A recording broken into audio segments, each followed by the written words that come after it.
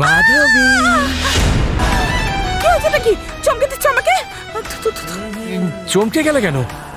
আমি তোমার একমাত্র স্বামী পতি পরমেশ্বর। আমি তোমাকে পরমেশ্বর পরমেশ্বর কিছুই মানি না। আচ্ছা না মানলে ছাড়ো সে কথা। তুমি কিসের এত চিন্তায় মগ্ন ছিলে বলো তো?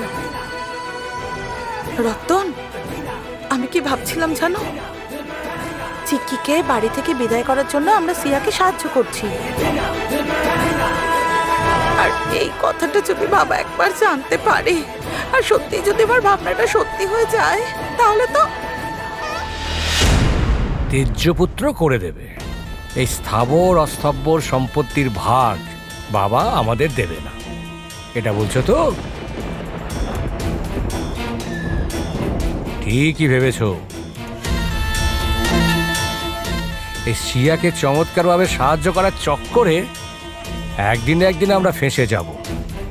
আরে দেখতে পাচ্ছ তো সে কত রকমের কাণ্ড করে বেড়াচ্ছে, কারো কথাও মানে না, কারো কথাও শোনে না। তার মনটা পুরো বিগড়ে গেছে, ওর মনে যা আসছে তাই করছে, পুরো পাগলি হয়ে গেছে। কি করে আটকাবে তাকে? এই চমৎকার, চিকি যদি পুরো ঘটনাটা বাপ মাকে বলে দেয়, তাহলে বুঝতে পারছো আমাদের অবস্থাটা কেমন হবে।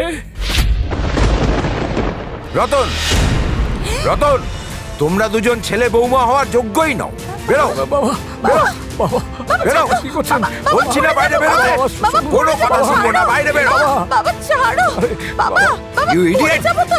মা, বেরো। বাবা কি করছেন শুনুন। বাবা ভুল হয়ে Get গেছে, out! বাবা ছাড়ো ভুল না। হয়ে গেছে বাবা, ভুল হয়ে পড়ে গেছে। যাবো বাবা। আমাকে ক্ষমা Get out! করে দাও। বাবা ছাড়ো। মা, Get out from my house! বাবা Out! করো না। ও মা, বাবা ভুল হয়ে গেছে। বাবা ছাড়ো। বাবা, বাবা।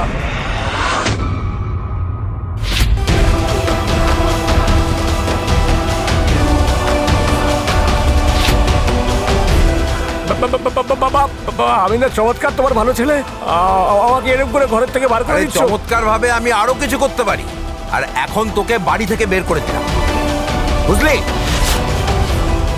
বাবা, বাবা প্লিজ এরকম বলো না বাবা। যাও এখান থেকে। আমার নাতি আর নাত বউকে মারার চেষ্টা করবে আর আমি ছেড়ে দেবো? কখনো না। না না বাবা, বাবা সেরকম আর কোনোদিন করবো না বাবা, সেরকম কোনোদিন করবো না।